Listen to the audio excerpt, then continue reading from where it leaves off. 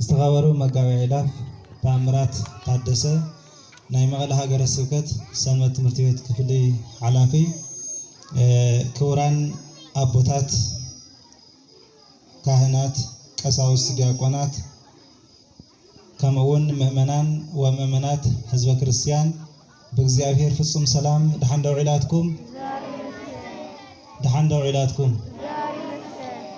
አሜን። እግዚአብሔር አምላኽና በቅዱስ ቃሉ ጸዊዑ አብዚ ቅዱስ ቦታ እዚ ስለዘረኸበና ስለዘምፀና ስሙ ክነመስግን ክብሩ ክንወርስ ስለዝፈቀደልና ስሙን ዘላለም ሕዝቡን ዝተመስገነን ዝተኸበረን ይሁን። ዘየአምን በወልድ በሕይወት ዘላለም ወብነ ሕይወት ዘላለም ዮሐንስ ወንጌል ምዕራፍ 3 ቁጥር 36 ከምኡውን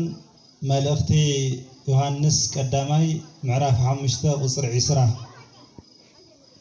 ኣብ ዘለው ንባባት ተመስሪትና ከም እግዚአብሔር ቅዱስ ፈቃድ እንዳተማሃርና ክንጸንሕ ኢና። መምህርና ባዕሉ ጎይታና መድኃኒና ኢየሱስ ክርስቶስ እዩ። ሰብ ምንም ዓቅም የብሉን እቲ ቃሉን ባዕሉ ዘምሃረ እዩ። ንዝሓለፈ ትውልዲ ዘምሃሮ ሕዝውን ንዓና ግዜ ሂቡና ዕድል በጽሒና ክንምሃሮ ስለዝፈቀደልና ክንነጋገረሉ ኢና። ዘምሃረና ዝመኽረና ግን ባዕሉ እዩ ማለት እዩ። ስለዚህ ከምህረና ቅዱስ ፈቃድ ይኹነልና። ንትምህርትና ርእሲ ካፍቶም ዘለዓልናዮም ምዕራፋት ናይ ዘላለም ሕይወት አለና ወይም ድማ ሕይወት ዘላለም አለና እናበልና ምስ እግዚአብሔር ክንጸንሕ ኢና። እግዚአብሔር ምስኩልና ይሁን። ሕይወት ዘላለም አለና ምናልባት ቀዳማይ ዮሐንስ ምዕራፍ 5 ቁጥር 20 እስከ 21 ዘሎ ክረአ ከሎ ጎይታና መድኃኒና ኢየሱስ ክርስቶስ ንሱ ናይ ሓቂ አምላኽ እዩ ናይ ዘላለም ሕይወት እውን እዩ ኢሉ ትግርኛ ኾነ አማርኛ ተርጉምዎ ኣሎ። እቲ ግዕዝ ግን ወብነ ሕይወት ዘላለም ያው ሕይወትና እውን ክርስቶስ እስካብ ዝኾነ እቲ ናይ ዘላለም ሕይወት ዝሃበና እቲ ንዘላለም ሕያው ዝኾነ ጎይታና መድኃኒና ኢየሱስ ክርስቶስ እዩ። እቲ ናይ ግዕዝን ናይ ትግርኛን ትርጉም ያው ምንም ዝፈላለ ነገር የብሉን። ንዓና ንትምህርቲ ክጥዕመና ግን ሕይወት ዘላለም አለና እናበልና ክንመሃር ኢና ማለት እዩ። እግዚአብሔር አምላኽና ቅድመ ዓለም ዝነበረ ዓለሙን ዝፈጠረ ንዘላለም እውን ብሕያውነቱ ዝነብር ሕያው አምላኽ እዩ። ሕይወት ዝብል ንግግር ወይም ድማ ትምህርቲ ካፍቲ ሕይወት ዘየብሉ ቁሳዊ ንምፍላይ ንጥቀመሉ ሓሳብ እዩ። ወይም ድማ እግዚአብሔር አምላክ ነቲ ተንቀሳቃሲ ፍጥረት ሕይወት ሂቡ ክንቀሳቀስ ገይርዎ እዩ። ነቲ ዘይንቀሳቀስ ፍጥረት ድማ ንሕና ክንንቀሳቀሶ ሕይወት ብዘለዎም ፍጥረታት ክንቀሳቀስ ሕይወት ብዘለና ሰባት ክመሓደርን ክምራሕን ሕይወት ዘለና ሰባት እናንቀሳቀስና ክንጥቀመሉ ገይሩ እግዚአብሔር አምላኽና። ዝንቀሳቀስ ፍጥረት ወይም ድማ ሕይወት ዘለዎም ፍጥረታት ግን መላእክትን ሰባትን እንስሳን አራዊትን ያው ዝተፈላለዩ ካብ ዓብይ እስካብ ንእሽተይ ማለት ኩሉ ስጋዊ ሕይወት ኣለዎ። ዝንቀሳቀስ ዓቅሚ ኣለዎ። ነገር ግን ካብ መላእክት እስካብ ሰብ ካብ ሰብ እስካብ ካሊእ እንስሳ ዘሎ ሕይወት ክንርኢ ከለና ነናይ ባዕሉ ዓቅሚ ኣለዎ፣ ነናይ ባዕሉ ኣመዳድባ ኣለዎ። እቲ ንሕና ብመጽሓፍ ቅዱስ ተጻሕፈልና ናይ ዘላለም ሕይወት አለና ኢልና ንናገረሉ ንምክሐሉ ናይ ዘላለም ሕይወት አለና ኢልና ተስፋ ንገብረሉ ሕይወት ዘለዓለም ተዋሂቡና እዩ ኢልና እግዚአብሔር ነመስግነሉ ግን ዝተፈለየ ሕይወት ናይ ዘለዓለም ሕይወት እዩ። እግዚአብሔር ሕያው እዩ። ካፍቶም ናይ እግዚአብሔር ባህርያት መግለጽ ባህርያት ኢልና ንናገሮም ሓደ ሕያውነቱ እዩ። ዘለዓለማውነቱ፣ ምሉእነቱ፣ ከሃሊነቱ፣ ሓያልነቱ ንገልጽ እሞ ሕያውነቱ እውን ሓዊሩ ዝግለጽ ናይ እግዚአብሔር ባህሪ እዩ ሕያውነት። ናይ መጀመርያ መጽሐፍ ቅዱስ ኦሪት ዘፍጥረት ምዕራፍ 1 ቁጽር 1 ዘሎ በቀዳሚ ገብረ እግዚአብሔር ሰማየ ወምድረ እግዚአብሔር አቀዲሙ ሰማይን ምድርን ፈጠረ እዩ። አብዚ እግዚአብሔር ቅድመ ዓለም ከም ዝነበረ ናይ እግዚአብሔር ህልውና ከም ዘሎ ይጥቁመና ዛዕባ እግዚአብሔር ግን አይብራህርህን ማለት ድሕራይ እግዚአብሔር አምላክ እንተጽሕፍ እንተናገር ከሎ ግን ስሙ እግዚአብሔር ምዃኑን እናገለጸ ማንነቱ ድማ ሕያውነት ምዃኑ እናገለጸ መጽኡ እዩ። ኣብ መዝሙር 89 ቁጽር 2 ዘሎ ናይ እግዚአብሔር ቃል ክንርኢ ከለና ዘእንበለ ይቁም አድባር ወይትፈጠር ዓለም ወምድር ዓለም ከይተፈጠረ ምድር ከይተፈጠረት ኣብ ዓለም ዘለው ጎቦታት እምባታት ሜዳታት ቆላታት ፍጥረት ኩሉ ከይተፈጠረ እምቅድመ ዓለም ወእስከ ዓለም አንተ ክመ ካብ ዘለዓለም እስካብ ዘለዓለም ካብ ዘለዓለም እስካብ ንዘለዓለም ዓለም ንስኻ ያው ኢኻ ኢሉ ይመስክር ቅዱስ ዳዊት። ምንም ከይተፈጠረ ምንም ከያለው እግዚአብሔር አለው። ቅድመ ሁሉ እግዚአብሔር አለው። ቅድመ ዓለም ንብሎ ድሕሪ ዓለም ንብሎ ዘለዓለም ንብሎ ትምህርቲ ወይ ድማ ንብሎም ቃላት ካብ ግዜ ወፃዮ እግዚአብሔር ቅድመ ዓለም ነይሩ ክንብል ከለና ክንዱዚ ዓመታት ክንዱዚ ዘመናት ነይሩ ንምባል ኣይኮነን ህልውኑ ጥራሕ እዩ ዝነግር እስማል ወሰላዊሁ አመክንዮ ንህልውኑ እግዚአብሔር አውዚ ጀሚሩ በዚህ ምክንያት እዚ ሀሊ ተባሂሉ ምክንያት አይንገረሉን። ቅድመ ዓለም ግን በመለኮታዊ ስልጣኑ ዝነብር ዝነበረ ሕያው አምላኽ እዩ። ቤተ ክርስቲያናው ነው ቅዳሴ ብዙሕ ጊዜ ኦ አምላክ ዘለዓለም ቀዳሚ ወድሃሪ ዘአልብከ ጥንት ወይ ተፍጻሜት ጥንቲ መጀመሪያ ዘየብልካ ንዘለዓለም እውን ፍጻሜ ዘየብልካ ዓለም ዝጀመርካ ዓለሙን ተሕልፍ ናይ ዘለዓለም አምላኽ እናተባህለ በተደጋጋሚ ዝምስገነሉ ዝምስከረሉ ክፍል አለ። እምቅድመ ዓለም ወእስከ ዓለም ሃሎ እግዚአብሔር በመንግስት በመለኮቱ በተስልስቱ በመንግስቱ እግዚአብሔር ሃሎ በመለኮቱ በመንግስቱ በተስልስቱ በሰለስነትን በሐድነትን በሰለስተ አካልነቱ ጸኒዑ አብ ወልድ መንፈስ ቅዱስ ኮይኑ ዝነብር ዝነበረ እዩ። እቲ አብ ወልድ መንፈስ ቅዱስ ዝብል ጎይታና መድኃኒና ኢየሱስ ክርስቶስ ንዓና ዝገለጸልና ዋላ እኳ ዳሕራይ እንተኾነ ህልውኑ ግን ቅድመ ዓለም እዩ። እቲ ሙሉእ ዝኾነ ናይ እግዚአብሔር ህልውና እግዚአብሔር ወልድ ክርስቶስ ካብ ቅድስት ድንግል ማርያም ተወሊዱ ኣብ ዮርዳኖስ ክጥመቕ ከሎ እግዚአብሔር አብ ብደመና ኮይኑ ዝንቱ እቲ ወልድየ ዘአፈቅር ትዝፈትዎ ወደይ እዚ እዩ ንዕኡ ስምዕዎ ኣብ ደብረ ታቦር ተማያሳል ጎይታና መድኃኒና ኢየሱስ ክርስቶስ ስርሑ ኩሉ ፈጺሙ ድሕሪ ትንሣኤኡ ንደቀ መዛሙርትን ሐዋርያት ክናገር እንተሎ ሁሩ ወመሃሩ ኩሎ አህዛበ ወእንዘ ታጠምቅዎም በሉ በስመ አብ ወወልድ ወመንፈስ ቅዱስ ናብ ዓለም ኩሉ ኺዱ ንአህዛብ ኩሉ እናምሃርኩም ክርስቲያን ግበርዎ በአብ በወልድ በመንፈስ ቅዱስ ስም እናጥመቅኩም ክርስቲያን ግበርዎ ኢሉ እቶም ሰለስተ አካላቱ አብ ወልድ መንፈስ ቅዱስ ከም ዝበሃሉ ሰለስትነቱ ብዝበለጸ ጎይታና መድኃኒና ኢየሱስ ክርስቶስ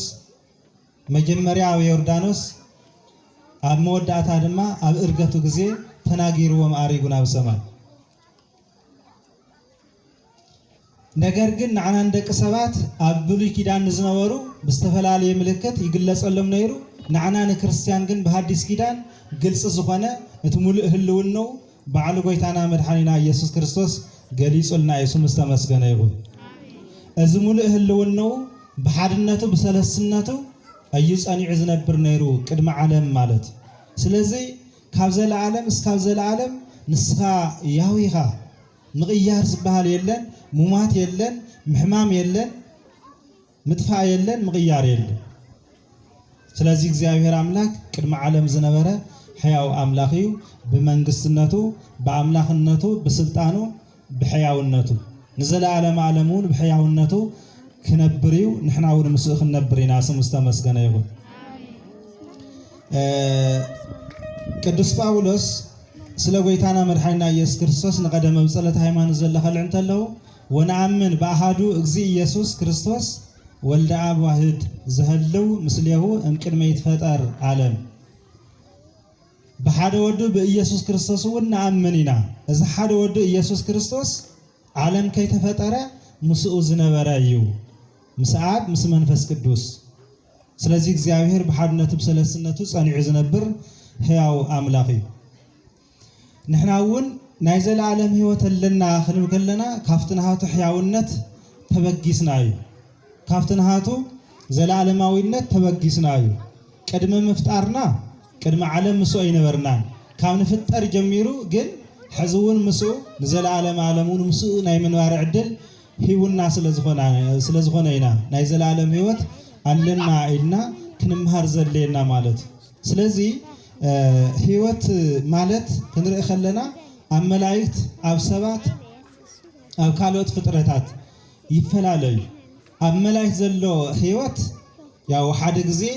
ብዘይ ምብላዕ ብዘይ ምስታይ ዝተመስረተ እዩ መንፈስነት እዩ ረቂቅነት ዝኾነ ህይወት እዩ ካብ ዝፍጠሩ ጀሚሩ ድኻም የብሎምን ሞት የብሎምን ሕማም የብሎምን ሞት የብሎምን ምቕያር የብሎምን ኣብ እንስሳት ዘሎ ህይወት ክንርኢ ከለና ድማ ህይወቶም ኣብ ደሞም ስለዝኾነ ደሞም ብዝፈሰሰ ግዜ ህይወቶም ይሓልፍ ኣብ ምድሪ ይውዳዕ ማለት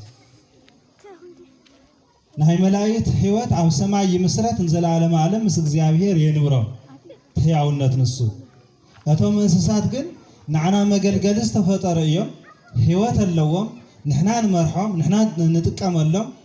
ደሞም ሰፍሰስናዮም ወይን ድማ ካሊእ ኣካል ደፍሲስዎም ደሞም ምስፈሰሰ ግን ህይወት ይቀጽልን የብሎምን እኺሎም ማለት ናትና ህይወት ግን ካፍቲ ናይ መላእክት ዝተፈለየ ነገር ኣለዎ ከም መላእክት እውን ዘምስለ ኣለዎ ከም መላእክት ዘምስለ ኣለዎ ካብ መላእክት እውን ዝተፈለየ ነገር ኣለዎ እቲ ካብ መላእክት ዝተፈለየ ነገር ኣለዎ ንብል ኦሪት ዘፍጥረት ምዕራፍ 2 ቁጽሪ 7 ክናገር ከሎ ወገብሮ እግዚአብሔር ለሰብ እመሬተ ምድር እግዚአብሔር ንሰብ ካብ መሬት ፈጢርዎ ይብል ይስምዓና ለዲ ካብ ምንታይ ተፈጢርና ካብ ምንታይ ካብ መሬት ስለዚህ ተፈጠርና ካብ መሬት ስለዝኾነ መሬታዊ ህይወት ስጋዊ ህይወት እንየና ማለት እንታይ ማለት ህይወትና ተፈላለየ ማለት አይኮነስ ነገር ግን ስጋዊ ህልውና አለና ነፍሳዊ ህልውናውን አለና ጊዜያዊ መነባወር አለና ዘላለማዊ መነባወሩን አለና ማለት ነቲ ዘላለማዊ መነባወረና ዘላለማዊ ህይወት ንብሎ ነቲ ጊዜያዊ መነባወረና ድማ ስጋዊ ህይወት ንብሎ ማለት ብዝኾነ ግን ሰብ ናይ ነፍስን ናይ ስጋን ውህደት እዩ ነፍስን ስጋን ተዋሂዱ ሰብ ይባል ማለት ታ ነፍሲ ተፈልያ መስከለት ነፍሲ አትበሃል ነውና እቲ ስጋውን ተፈልየው ዚ ምስቀራየ አስከሬን ሬሳ ይዝበሃል ማለት ሰብ ይባል ሰብ ማለት ናይ ነፍስን ናይ ስጋን ውህደትን ነገር ግን እትህልውናና ሓንሳ ኣብ መሬት ሓንሳ ኣብ ሰማይ ስለዝኾነ ስጋዊ ህይወትን መንፈሳዊ ህይወትን እንዳበልና ንፈልየ ማለት ስለዚህ እግዚአብሔር ካብ መሬት ይለካል ኢሉ ፈጢርና ማለት ካብ መሬት ያው ሰብ ዝተፈጠረለ መራዓተ ባህሪያት አለው መሬት ማይ ነፋስ ሓዊ ማለት እዩ ኣብ ውሽጢ ኣካላትና በዓላቶም ዘመርባዕተ ባህርያት ይረአዩ ይንጸባረቁ ማለት ስለዚ እግዚአብሔር ንሰብ ካብ መሬት ፈጢርዎ ምስ በለ ወነፋ ላዕሌሁ መንፈሰ ህይወት ወኮነ እጓለ እመሕያው በመንፈሰ ህይወት ኣብ ልዕሊኡ ግን እግዚአብሔር ናይ ህይወት እስትንፋስ እፍ በለሉሞ ሰብ ድማ ሕያው ነፍሲ ዘላት ተኾነ እንታይ ዘላት ተኾነ ሕያው ነፍሲ ሕያው ማለት ዘይሙማት ማለት ዘይምድካም ዘይምጥፋእ ዘይምቅያር ማለት ሕያው ነፍሲ ዘላቶ ኾነ ማለት ስለዚ እግዚአብሔር ሕያው ይመስልና ሰብ ድማ ካብ እግዚአብሔር ብዝረኸቦ እስትንፋስነት ካብ እግዚአብሔር ብዝረኸቦ ዓቅሚ ሕያው ነፍሲ ዘላቶ ኮይኑ ሰብ ማለት ስለዚ እግዚአብሔር ቅድመ ዓለም ብህይወት ዝነበረ እዩ ሕዝውን ኣብ ማእከል ዓለም ብህይወት ዘሎ እዩ ንዘላለም እውን ብሕያውነቱ ዝነብር ኣምላኽ እዩ ስለዚ ንሕና እውን እዚ ህይወት እዚ እንድሕተዋሃበና እግዚአብሔር ካብ ማንነቱ ኣካፊልና ለማለት እዩ ንዕኡ ካብ ባህሪ ዝኾነ ሕያውነት ንዓና ድማ ብጸግኡ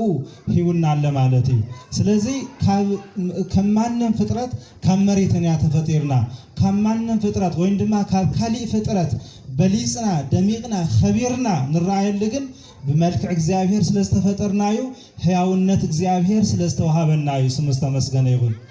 ናይ እግዚአብሔር ሕያውነት ኣለና ውሽጥና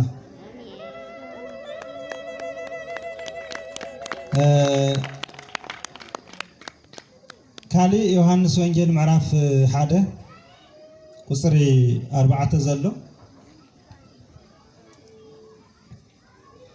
ወወቱ ህይወት ምስበለ ወህይወትሰ ብርሃኑ ለእጓለ እመሕያው ጎይታና መድኃኒና ኢየሱስ ክርስቶስ ቅድመ ዓለም ከም ዝነበረ እንዳገለጸ ምስ መጽ ዮሐንስ ወንጌላዊ ህይወት ኣብኦላ እዩ ታህይወተው ዘላ ድማ ናይ ሰብ ብርሃን እያ እዩ ናይ ሰብ ብርሃን ስለዚ ብርሃን ዝኾነ ህይወት ንዘላለም ደሚቁ ዝነብር ህይወት እይህውና እቲ ብልጫና እዚ ካብ ካሊእ ፍጥረት እቲ ንሕና ዘኽበረና ናይ እግዚአብሔር ሕያውነት ብምቕባልና ናይ እግዚአብሔር ሕያውነት ብምውራስና እዩ እዚ ሕያውነት እዚ ድማ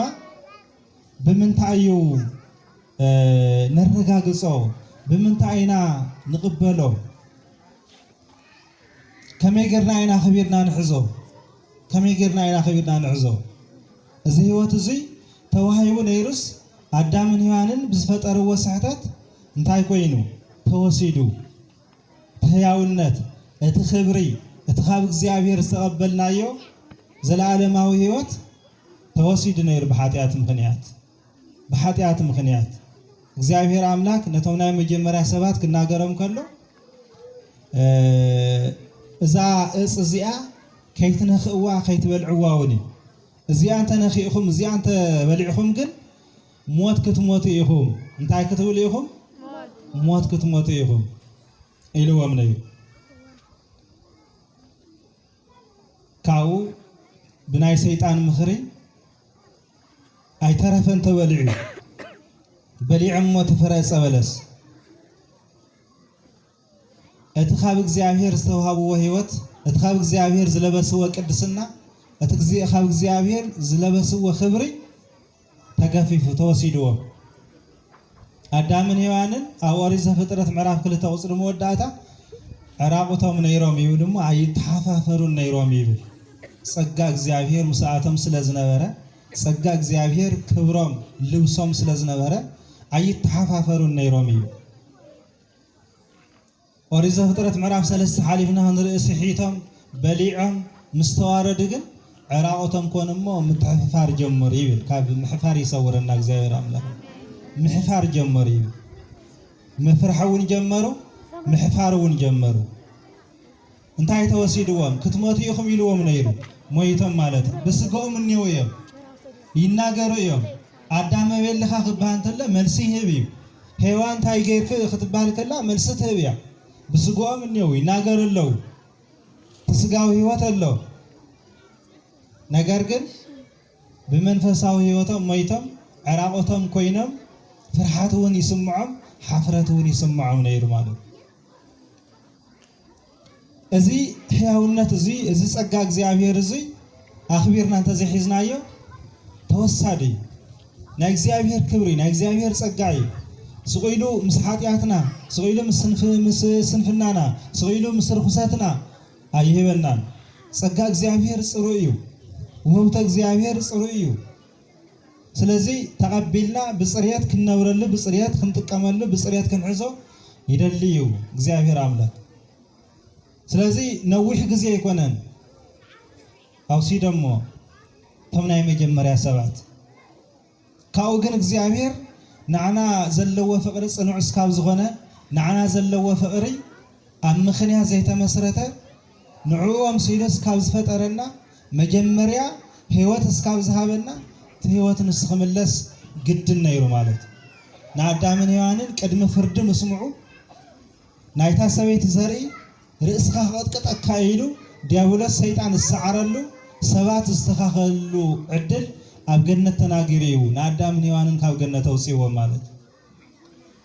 እቲ ዝተበላሸወ ህይወት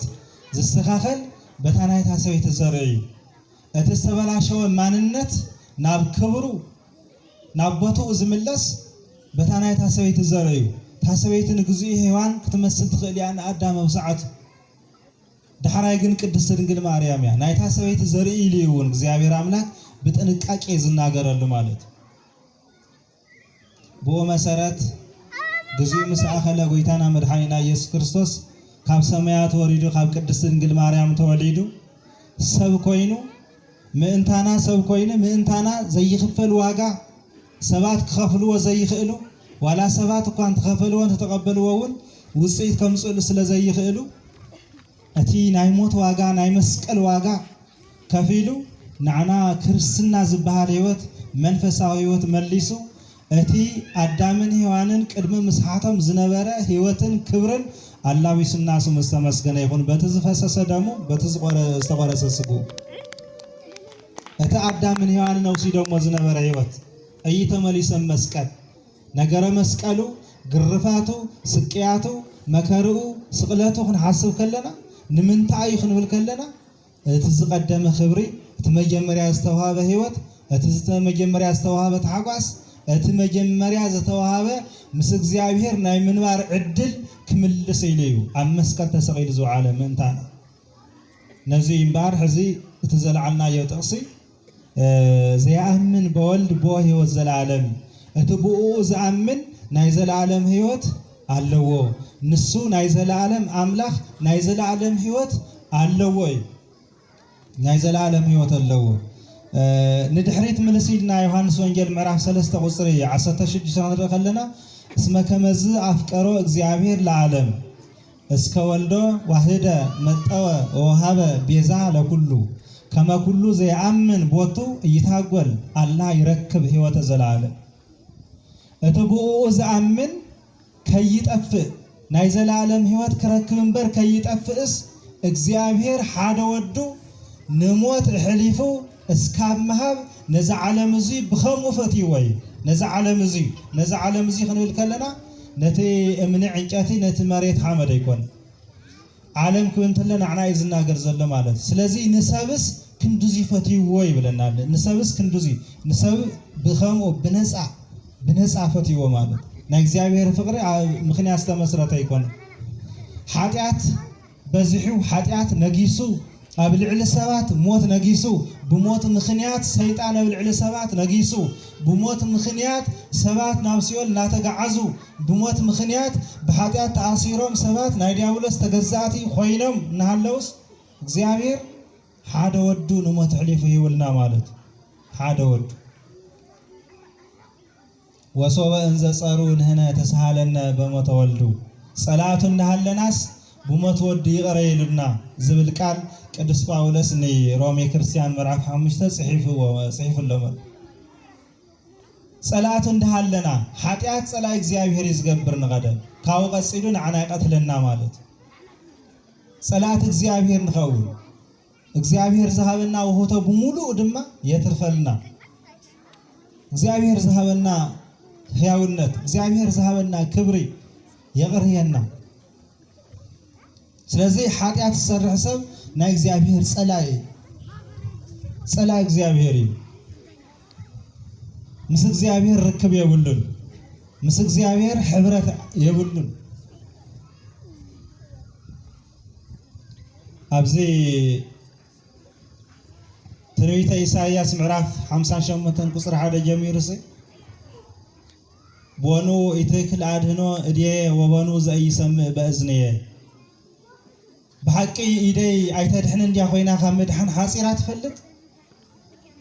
إزنيس خام سمع خامد دماس صميمي فلت أقاريس يفلت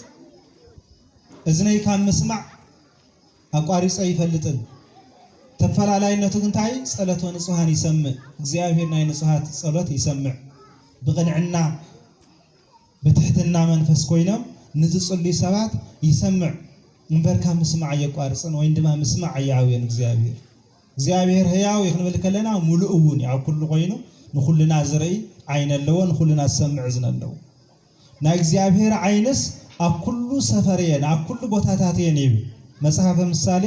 ምዕራፍ 15 ቁጥር 3 ናይ እግዚአብሔር ዓይንቲ ኣብ ኩሉ ሰፈር ኣብ ኩሉ ቦታ ገዛና ዓጸና ናይ እግዚአብሔር ዓይኒ ይርየና ኣብ ዝኾነ ቦታ ተሓባና ናይ እግዚአብሔር ዓይኒ ይርየና ኣብ ዝኾነ ጽልማት ኮና ናይ እግዚአብሔር ዓይኒ ይቆጻጸረና እስመ ጽልመትኒ ይጸልም በሃብየከ ጸልማት ዝበሃልስ አባኻ ኣይጽልምትን ጸልማት ዝበሃል ንዓኻ ኣይኸድነካን ኣይኽልክለካን ንሕና ጸልማት ተሸፊና ጸልማት ምኽንያት ገይርና ለይቲ ምኽንያት ገይርና ንሰርሖም ስራሕቲ ነቲ ደካማ ሰብ ንሕቦ ንኸውን ኢና ነቲ ደካማ ሰብ ንሓወ ንኸውን ኢና ነቲ ደካማ ሰብ ንስወረ ንኸውን ኢና ካብ እግዚአብሔር ምስዋር ግን ኣይካል ካብ እግዚአብሔር ምሕባእ ግን ኣይካል ጸልማት ይኹን ቀትሪ ኣብ ዝኾነ ይኹን ግዜ ኣብ ገዛ ይኹን ኣብ ደገ ናይ እግዚአብሔር ዓይኒ ዘይርዮ ቦታ የለን أحازي عالم بأره እግዚአብሔርስ ንዓለም أما خلي إيدز حز أملاقي نأمن بأحد أملاك እግዚአብሔር أب أحازي كله بتحدث غنى بእግዚአብሔር أب نأمن نسدمات حز عالم زحز كله زحز سماين مدرن زفترة زرقن زي الرقن فترة زفترة بحد أملاك بእግዚአብሔር نأمن بتكله زحز እግዚአብሔር ዘኩሉ ትእህዝ ንስእለከ ወናስተበቁዐከ ኩሉ ትእህዝ እግዚአብሔር አምላክ ንልምነካለና ስለ ሁሉ ነገር ንልምነካለና ነመስግነካለና ሁሉ ጊዜ ናይ ቤተ ክርስቲያን መግለጽ እዩ ማህሌት ቆምና ንሱ መጀመሪና መጠቃለሊና ተቀደሰ መጀመሪና መጠቃለሊና እግዚአብሔር ኩሉ ትእህዝ ስለዚህ ሁሉ ትኽእል ስለዚህ አሃዚየ ኩሉ አማ ኸልኢድ ኮይንካ እዚ ኩሉ ዓመጽ أما خلي يدو خوين كايز كله رخصات أما خلي يدو خوين كايز كله سنفنا ماله دكا ما تاتينا نحن دما سو كيريني غربيتي كي سمعني غيريني سو كي فلت اللي غربيتي كي فلت اللي نغورا طنقاقي بزحي كاون لعلقن እግዚአብሔር ይርየና አለይ ሰው እንተ ሰሚዕናማ ሰው ምን ይጸንሕ ይርስዑ ሰው እንተ ሪእናማ ንግዚኡ ተዛሪው አውሪው ሰው ምን ይጸንሕ ይርስዑ ዘይርስ አምላክ ባንዩ ምንም ዘይስወር አምላክ እግዚአብሔር ባንዩ ይርየና ማለት ናይ እግዚአብሔር ስፍራ ሁሉ ናይ እግዚአብሔር ቁጽጽር አኩሉ ካብ እግዚአብሔር ኢድ ዘምልጥ ኃይሊ ዘምልጥ ፍጥረት የለን ማለት ስለዚህ እግዚአብሔር ሁሉ ዘርኤ ሁሉ ዝቋጸር አምላክ ስለዚህ ህይወትናውን ካው ክሕባ ይኽእል ንሓስቦ አይኮነን ንናገሮ ንሰርሐስ ንሓስቦ ብልብና ዘለ ልብን ኩላሊትን ዝምርምር አምላክ እስካው ዝኾነ ኣብ ልብና ንሓስቦ ዘለ ሁሉ ይፈልጥ ማለት ስለዚህ ኢደይ ካብ ምድሓንስ ሓጺራ ይትፈልጥን እዝነይውን ካብ ምስማዕ አቋሪጹ አይፈልጥን አቋሪጹ አይፈልጥን ካብ ምድሓን አቋሪጹ አይፈልጥን እግዚአብሔር ስለዚህ ንሕና እንታዩ ካባና ዝድለ መጀመሪያ አስተዋሃብና ህይወት አኽቢርና መሐዚ ምናልባት ሰሓትናዮ ነገር ተሃልዩን ብግልጽ ናብ እግዚአብሔር መጽና ኣብ ቅድሚ እግዚአብሔር ተንበርኪኽና ንእግዚአብሔር ነጊርና መስቦታትና ተማኺርና ክንስተኻኽሎ ክንሕድሶ ይግበአና ማለት እተስተኸፈለልና ዋጋ ረዚን ዋጋ ይተኸፈሉልና ተብኦ ዘአምን ናይ ዘላለም ህይወት ክረክብ እንበር ከይጠፍእስ በቅ ጎይታና መድኃኒና ኢየሱስ ክርስቶስ ምንታና ሞይት ናይ ዘላለም ህይወት ክንረክብ ምንታ ከይንጠፍእ ካብ ጥፋዓት ክምልሰና ካብ ዲያውለስ ከላቀቀና ካብ ሲኦል ማእሰርቲ ከውፅአና መፅዩ ፈፂምዎን ማለት ኣብ መስቀል ኮይኑ ዝተናገረ ነገር ኣብ መወዳእታ ግዜ እዚ ወይቤ ተፈጸመ ኩሉ ትንቢት ተፈጸመ ተስፋ ተፈጸመ ሰብ ክድሕን እዩ ኢየሱስ ክርስቶስ ካብ ሰማያት ክወርድ ይኽውለድ እዩ ሰብ ድማ ክድሕን እዩ ዝብል ነበረ ተስፋ ትንቢት ብሙሉኡ ተፈጺሙ ስለዚ ኣብ መስቀል ኮይኑ ኩሉ ነገር ፈጺሙ ንዓና ዝሃበና ህይወት እቲ ተበላሽ ዝነበረ ማንነት ክምለሰልና ምእንታይ ስለዚ እቲ ብወልድ ዝኣምን ንሱ ናይ ዘላለም ህይወት ኣለዎ ወዘሰ ይኣምን በወልድ እይርአያ ለህይወት ዘላለም እቲ በወልድ በኢየሱስ ክርስቶስ አምላኽን ሰብን ከም ዝኾነ ዘያምን ኢየሱስ ክርስቶስ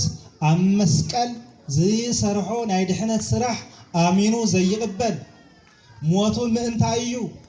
ሞተይ ሞይቱ ህይወቱ ንዓይ ክህበኒ እዩ ዝኩሉ ዋጋ ዝኸፈሎ ዘዚኣነ ሞተ ነስአ ወእንቲአሁ ህይወቱ ወሃበና ኩሉ ግዜ ዝጥቀስ ኣብ ውዳሴ ማርያም ንረኽቦ ናይ ዓርቢ መበል ካልኣይ ናትና ሞት ወሲዱ ናቱ ህይወት ድማ ሂውና ዝብል ቃል ናይ ቅዱስ ኤፍሬም ስለዚ ሞቱ ንዓና እዩ ህይወትና እዩ ናትና ሞት አጥፍዩ ህይወቱ ሂውና እቲ ትንሳኤው ንዓና ክብርና እዩ ትንሳኤና እዩ ህይወትና እዩ ጎይታና መድኃኒና ኢየሱስ ክርስቶስ አምላኽ ምዃኑ ህይወት ምዃኑ ብዝበለጸ ነገር ነረጋገጸ ኣብ ትንሳኤ እዩ ማለት መቃብርን ሞትን ስዒሩ ተስኢል ንዮሐንስን ብራእይ ክናገረ ከሎ ሞይተ ነይረ ንዘለዓለመ ዓለም ግን ሕያውየ ኢሉ ይናገሩ ራእይ ዮሐንስ ምዕራፍ 1 ቁጥር 18 ዘሎ ሞይተ ነይረ ንዘለዓለመ ዓለም ግን ሕያውየ በቃ ናይ ሞትን ናይ ሲኦልን መፍትሑ ናብ ኢደ የለው ኣሚንን ዝመፀ ክፍትሐሉ እዩ ናብ ሞት ዘብፅሕ ኃጢአት ሰሪሕና እንተነይርና ክፍትሐልና እዩ ናብ ሞት ዘብፅሕ በደል እንተነይሩና ክድምስሰልና እዩ እቲ ዝመፀሉ ዓላማ ንሱ እዩ ሕዚ እውን እንተኾነ